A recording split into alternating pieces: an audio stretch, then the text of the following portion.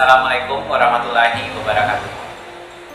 Alhamdulillahirrahmanirrahim. Puji syukur kehadiran Allah Subhanahu wa Ta'ala yang telah memberikan limpah rahmat dan karunia-Nya sehingga penulis dapat menyelesaikan disertasi ini.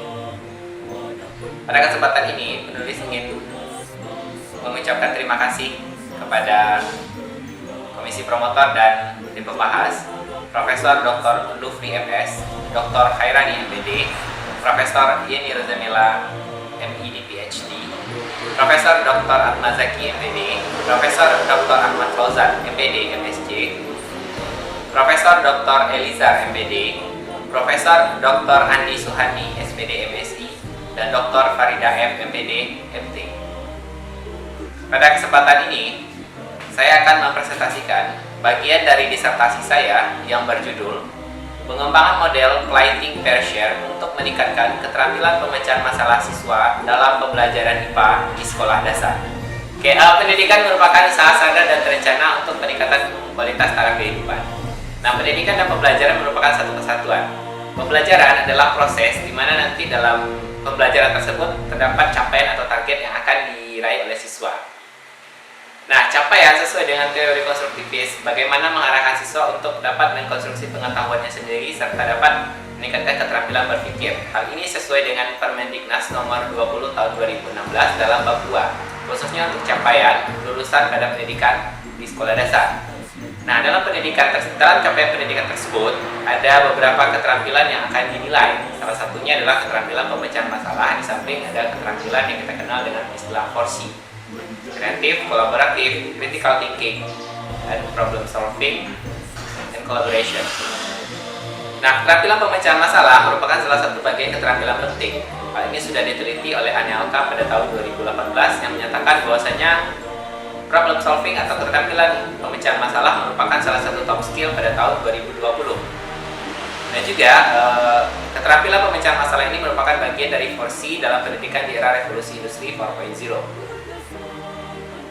Keterampilan pemecahan masalah adalah keterampilan yang penting. Keterampilan tersebut dikatakan penting karena memiliki beberapa aspek yang dapat menunjang proses pembelajaran dan kehidupan. Salah satunya adalah keterampilan pemecahan masalah merupakan keterampilan yang akan melatih siswa untuk sebagai pemberi solusi aktif. Keterampilan pemecahan masalah akan membiasakan sikap positif seperti sikap jujur, kerjasama, sikap mandiri, serta sikap untuk saling bernalar dan meningkatkan skill. Kemudian, keterampilan pemecahan masalah merupakan keterampilan untuk memperbaiki. Nah, hal ini yang mendasari bahwasanya keterampilan pemecahan masalah tersebut merupakan salah satu keterampilan yang penting dilatih dan ditingkatkan kepada siswa, khususnya pada siswa pembelajaran di tingkat dasar, yaitu sekolah dasar. Fakta yang ditemukan berdasarkan hasil TIMS tahun 2015, Indonesia berada pada posisi 4 terendah dalam hal tes berkaitan dengan keterampilan pemecahan masalah. Soal-soal yang diujikan dalam TIMSS merupakan soal HOTS dan salah satunya melatih keterampilan pemecahan masalah. Posisi Indonesia pada hasil TIMSS tahun 2015 ini cukup memberikan gambaran bahwasanya keterampilan pemecahan masalah siswa di tingkat pendidikan sekolah dan sekolah menengah itu masih rendah. Perlu diketahui bahwasanya TIMSS ini melakukan 2 kategori tes, yaitu di tingkat remaja atau sekolah menengah dan tingkat sekolah dasar. Kemudian ada beberapa faktor yang melatar belakangi rendahnya keterampilan pemecahan masalah siswa. Di antaranya adalah kurangnya aktivitas dan latihan dalam peningkatan keterampilan pemecahan masalah siswa. Hal ini dapat diamati salah satunya yang telah saya lakukan observasi di SDN 19 Nasabaris, di mana jika dilihat kriteria ideal untuk keterampilan pemecahan masalah berdasarkan CFSD dari Arizona, itu siswa hanya 4 dari 21 siswa yang lewat ke kategori ideal. Nah, untuk meningkatkan keterampilan pemecahan masalah tersebut, salah satu hal yang dapat dilakukan guru adalah merancang desain pembelajaran dan menerapkan model pembelajaran aktif. Model pembelajaran aktif ini ada beberapa jenis, diantaranya adalah model pembelajaran kooperatif. Kenapa dikatakan kooperatif? Karena dalam proses pembelajarannya siswa saling berkolaborasi dengan siswa lain dan saling membangun pengetahuan berdasarkan interaksi dengan teman sebaya ataupun lingkungan. Dan jika dikategorikan, ada beberapa jenis juga model pembelajaran kooperatif tersebut. Salah satunya adalah think pair share. Nah, think pair share ini merupakan model pembelajaran yang melibatkan siswa untuk aktif memecahkan sebuah permasalahan pada tahap think, kemudian mendiskusikan dan membagikannya di depan kelas. Nah, think pair share tersebut, jika dilihat dari aspek prinsip pembelajaran yang harus dipenuhi di sekolah dasar, sudah memenuhi 7 dari 8 prinsip pembelajaran. Nah, itu prinsip pembelajaran tersebut menurut Ahmad Susanto salah satunya adalah belajar sambil bermain. Untuk belajar sambil bermain tersebut itu belum terintegrasi dalam think pair share. Nah, kenapa? Karena think pair share ini baru memulai pembelajaran langsung kepada permasalahan. Sementara menurut tahap tumbuh kembang anak sesuai teori Piaget dan Vygotsky serta Elizabeth Harlock, siswa sekolah dasar masih didominasi oleh kegiatan aktif bermain. Jadi ini membuka peluang untuk menerapkan sebuah model pembelajaran yang diawali dengan kegiatan bermain terlebih dahulu sehingga menciptakan keaktifan, motivasi dan minat dari diri siswa dan dilanjutkan kepada tahap pemecahan masalah. Nah, aktivitas bermain juga memiliki dampak yang positif terhadap hasil pembelajaran. Ini sudah diteliti oleh beberapa peneliti. Peneliti terdahulu yaitu Vanberg pada tahun 1980 itu menegaskan bahwasanya bermain dapat meningkatkan keterampilan pemecahan masalah siswa. Jadi untuk memecahkan permasalahan yang berkaitan dengan rendahnya keterampilan pemecahan masalah, kita dapat mengintegrasikan kegiatan bermain ke dalam model pembelajaran think pair share sehingga akan melahirkan sebuah model pembelajaran baru yaitu model pembelajaran play, think, pair, share. Model play, think, pair, share yang dirancang telah memperhatikan beberapa aspek dan prinsip pembelajaran. Nah, ada 7 aspek yang sudah diperhatikan dalam perancangan proses dan pembelajaran menggunakan model play, think, pair, share. Yang pertama adalah teori belajar konstruktivis. Teori belajar konstruktivis di mana siswa aktif mengkonstruk pengetahuannya sendiri berdasarkan pengalaman-pengalaman yang telah ada. Nah, aktif dalam membangun pengetahuan ini berkaitan juga dengan bagaimana dia memecahkan permasalahan dan menemukan solusi dari permasalahan tersebut. Secara garis besar, teori konstruktivis ini dibagi menjadi 2. Salah satunya adalah teori konstruktivis sosial. Nah, ini berlaku dalam pembelajaran IPA di sekolah dasar, di mana siswa itu belajar berdasarkan interaksi dengan teman sebaya dan interaksi dengan lingkungannya, serta nanti diperkuat dan dikonfirmasi oleh guru. Kemudian, model pembelajaran play, think, pair, share ini telah memperhatikan teori belajar trial and error. Artinya, siswa itu belajar dari mencoba, kemudian saat dia mencoba dia mengalami 2 pilihan, ada pilihan berhasil dan kegagalan. Nah, ini ditekankan dalam teori trial dan error ini adalah bagaimana siswa nanti mencoba, kemudian ada suatu kondisi dia gagal, dari gagal itu dia mempelajari bagaimana cara untuk membenarkan apa yang telah dia lakukan. Nah, dari situ dia dapat menyelesaikan dan memperoleh pengetahuan baru. Teori trial and error ini merupakan landasan kenapa sintak play terletak di depan. Salah satunya karena siswa diawali dengan kegiatan mencoba, melakukan kegiatan. Apabila dia gagal, nanti dari kegagalan tersebut dia dapat melakukan observasi, melakukan pengamatan, dan dia dapat melakukan pendalaman dari kesalahan tersebut dan akan mendapatkan pengetahuan baru. Kemudian model play, think, pair, share ini telah memperhatikan prinsip-prinsip pembelajaran di tingkat sekolah dasar. Hal ini sesuai dengan yang sudah dipaparkan oleh Ahmad Susanto. Ada 8 prinsip, ke-8-nya telah terpenuhi, di mana prinsip terakhir adalah belajar sambil bermain. Kemudian, model play, think, pair, share ini juga telah memperhatikan prinsip pembelajaran kooperatif, di mana siswa itu belajar berdasarkan interaksi dengan teman sebaya, dan siswa itu belajar dengan interaksi lingkungannya. Kemudian, model play, think, pair, share ini juga disesuaikan dengan tahap tumbuh kembang anak, di mana kita tahu bahwasanya dalam penerapan sebelumnya model think, pair, share itu belum terlalu memperhatikan tahap tumbuh kembang anak, artinya itu berlaku untuk umum. Nah, untuk di tingkat sekolah dasar, anak-anaknya masih didominasi oleh kegiatan bermain. Oleh karenanya, berdasarkan teori tumbuh kembang anak yang dikemukakan oleh Elizabeth Harlock, di mana jika dikelompokkan ada 4 tahapan bermain siswa itu. Yang pertama ada tahap menjelajah itu di usia 0 sampai 2 tahun. Tahap play stage itu di antara 3 sampai 5 tahun, di mana pada tahap ini anak masih menggunakan bantuan seperti benda-benda untuk melakukan kegiatan bermain. Nah, pada tahap usia 6 sampai 12 tahun itu sudah berada pada tahap play stage, artinya anak lebih menyukai permainan yang ada aturan dan melibatkan aktivitas. Sedangkan pada tahap besar dari 12 tahun itu anak itu sudah berada pada tahap daydream atau peralihan dari masa anak-anak menuju remaja. Jadi perlahan aktivitas bermainnya berkurang pada tahap daydream ini. Dia lebih menyukai aktivitas seperti membayangkan sesuatu. Kemudian dari tahap tumbuh kembang anak menurut Piaget itu dikelompokkan juga menjadi 4. Nah, siswa sekolah dasar itu berada pada tahap pra-operasional konkret. Artinya pada usia 6-12 tahun itu anak sudah belajar bagaimana memecahkan permasalahan yang bersifat masih sederhana dan tidak memerlukan pendalaman yang terlalu luas dalam penyelesaian masalah atau penemuan solusi. Kemudian, model plating pressure ini juga disesuaikan dengan tuntutan dan perkembangan dalam kurikulum 2013, bahwasanya salah satu pendekatan yang direkomendasikan adalah pendekatan saintifik, di mana dalam model plating pressure ini sudah memperhatikan prinsip pendekatan saintifik tersebut. Pada tahap play itu memungkinkan siswa untuk mengamati, menanya dan mencoba. Pada tahap think memungkinkan siswa untuk menalar, dan pada tahap pair and share itu memungkinkan siswa untuk mengkomunikasikan. Dan juga pada aspek yang terakhir, model plating pressure ini sudah disesuaikan dengan tujuan pembelajaran IPA menurut capaian dalam bab 2 Undang-Undang Nomor 20 Tahun 2016, bahwasanya salah satu keterampilan yang harus dilatih adalah keterampilan pemecahan masalah. Baik, untuk pengembangan model plating pressure ini, jenis penelitian yang telah dilakukan adalah penelitian research and development atau penelitian design research. Nah, penelitian ini mengadopsi model pengembangan dari Bloom, di mana model pengembangan Bloom ini terdiri dari 3 tahapan. Yang pertama adalah preliminary research, kemudian ada prototyping phase, dan yang ketiga ada assessment phase.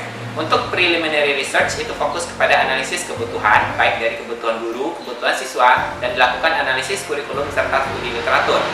Untuk prototyping phase itu menekankan kepada bagaimana penilaian kevalitan dan kepraktisan dari model yang dikembangkan. Kemudian assessment phase adalah pengujian keefektifan model pembelajaran yang telah dirancang untuk melihat apakah model pembelajaran ini efektif untuk meningkatkan keterampilan pemecahan masalah siswa. Setelah dilakukan pengujian terhadap model tersebut, didapatkanlah sebuah model pembelajaran plating pressure yang valid, praktis, dan efektif. Sintak model PTPS diawali dengan kegiatan play. Play itu yang dimaksud adalah kegiatan bermain, di mana pada awal pertemuan di 15 menit pertama siswa diajak melakukan sebuah aktivitas permainan. Nah, di sini siswa dikelompokkan ke dalam kelompok besar. Dalam aktivitas bermain ini memungkinkan siswa untuk mencoba, mengamati, dan menanya. Kemudian pada tahap think memungkinkan siswa untuk menjawab pertanyaan-pertanyaan yang relevan dengan permainan yang sudah dilakukan. Perlu diingat bahwasanya pada tahap think ini pertanyaan-pertanyaan yang muncul adalah pertanyaan yang berkaitan dengan materi dan sesuai dengan permainan yang telah dilakukan. Kemudian setelah siswa berhasil menyelesaikan tahap think dan menjawab keseluruhan pertanyaan, siswa diminta untuk berdiskusi dengan teman sebelah atau pada tahap pair berpasangan. Nah, pada tahap ini diminta tanggapan dan respon dari teman sebaya mengenai kelengkapan informasi dan jawaban yang telah diselesaikan siswa sebelumnya pada tahap think. Setelah tahap pair ini selesai, guru akan meminta beberapa orang siswa ke depan secara bergantian untuk membagikan apa hasil diskusi serta capaian yang telah didapat pada tahap think dan pair tersebut.